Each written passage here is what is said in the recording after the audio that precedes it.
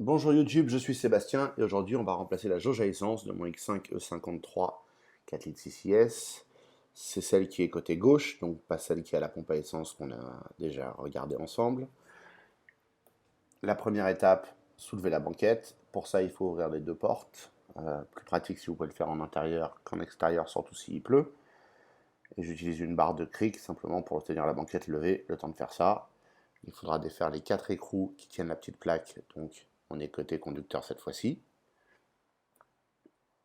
C'est du 10.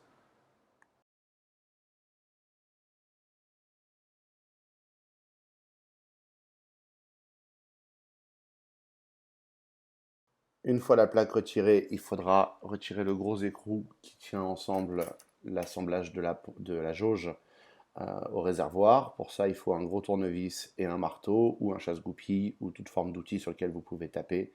C'est pas la peine de taper très fort, mais à la main, il est quasi indéfaisable.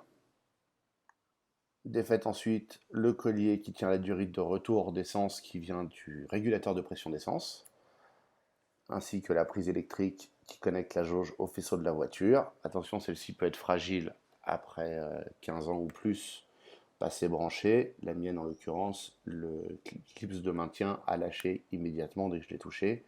Donc il faudra soit que je la change, soit que je la fasse tenir autrement. La durite peut être difficile à enlever. Prenez votre temps, ne l'arrachez pas, ne la coupez pas parce qu'elle n'est pas très longue. Idéalement, il vous faudrait une forme de crochet qui vous permettrait de la décoller du plastique afin de pouvoir la faire glisser. Enfin débarrasser de la durite et du connecteur électrique. Vous faites attention à ne pas perdre le collier de la durite, mettez de l'autre côté. Vous pourrez soulever l'assemblage en plastique qui se trouve dans le réservoir. Pour ça, le mieux, c'est éventuellement de faire légèrement levier à nouveau avec un tournevis plat ou avec une forme de crochet sans abîmer ni le plastique ni le joint, mais ça permettra de le décoller s'il est en place depuis longtemps. Il n'est pas forcément très motivé pour sortir de son emplacement. Et vous allez sortir tout l'assemblage en plastique comme vous l'aviez fait pour la pompe à essence. En l'occurrence là, il faudra faire attention, il y a des choses à débrancher avant de retirer l'assemblage complètement du réservoir.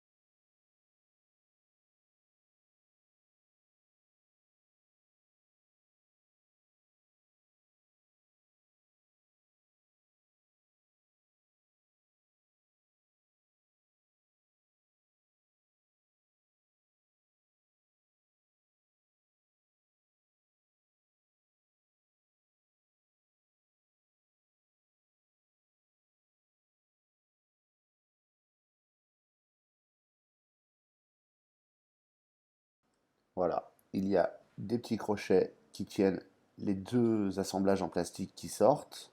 Attention, il y a un sens, l'un retient l'autre. Il s'agit en l'occurrence de la pompe siphon. Une fois démontée, vous pouvez mettre le nouvel assemblage en place. Il faut remettre le joint avant de l'emboîter. Et ce joint n'est pas forcément facile à faire tenir en place. Vous allez voir, j'ai eu un peu de mal. Avant de remonter définitivement, j'ai voulu tester la pompe siphon, voir si elle fonctionnait et surtout si elle fuyait.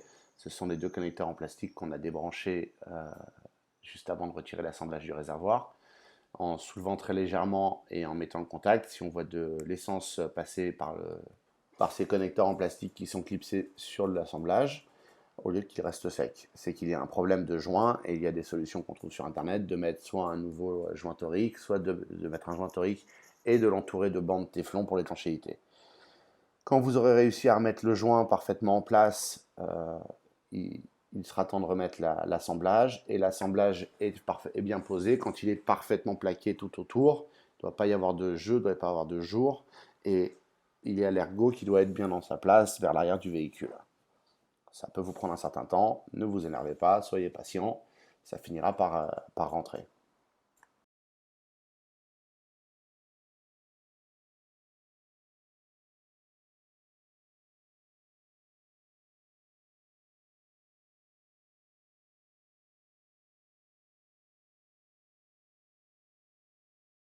Comme vous pouvez le voir, j'ai eu un certain mal à remettre le joint en place. J'ai l'impression qu'il est un chouille plus long qu'il ne l'était d'origine, puisque c'en est un neuf. Mais il finit par y aller. C'était juste une question d'arriver à bien le caler. Il était juste un peu plus rigide qu'il ne l'était d'origine.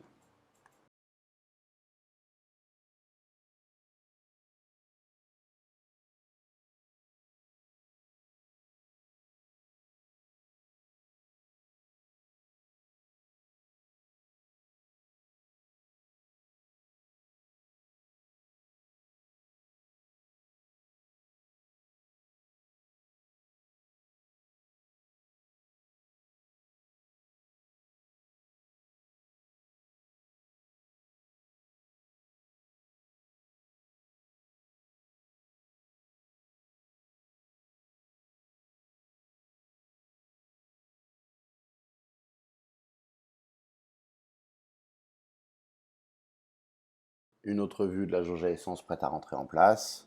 Comme vous pouvez le voir, toute la gymnastique consiste à arriver à mettre l'assemblage à moitié dans le réservoir, le refixer sur la pompe siphon et arriver à remettre le joint tout autour, ce qui permettra de le revisser. Une fois que le joint est en place, on remboîte et il suffit de remettre l'écrou principal qui tient l'assemblage au réservoir en le serrant d'abord à la main pour s'assurer de ne pas foirer le pas de vis en plastique.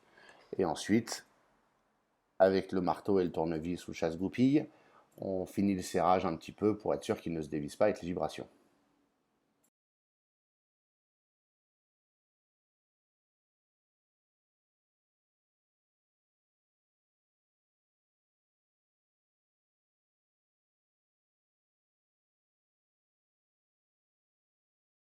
Il ne reste plus qu'à remettre le collier sur la durite de retour au réservoir et de resserrer celui-ci une fois qu'elle est emboîtée sur l'assemblage de la jauge à essence.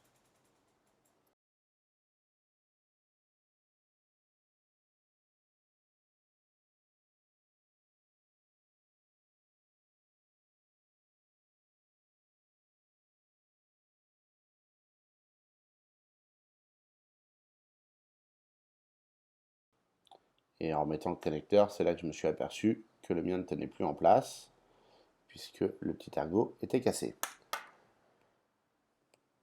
Donc vous allez voir une méthode très simple, j'ai mis une vis pour le caler en place, et ça n'a pas bougé après 500 km fait avec la voiture. Je chercherai une solution plus durable à terme, mais là j'avais pas vraiment de solution, étant donné que l'étanchéité de ce connecteur fait qu'il ressort automatiquement. Ensuite je remets la plaque, il y a une flèche vers l'avant du véhicule, ce qui est plus facile pour l'aligner. Puis il faut la revisser avec ces 4 écrous de 10. Et vous en aurez terminé avec le remplacement de cette jauge à essence. Si votre jauge affichait automatiquement 0 ou à moitié plein, ce qui peut arriver parfois aussi, c'est que l'une des deux jauges a cassé ou a un défaut, et dans mon cas, c'était celle-là qui ne marchait plus. Il a été assez simple de la remplacer. Quand vous remettrez la banquette, n'oubliez pas de repasser la boucle de la troisième ceinture de sécurité.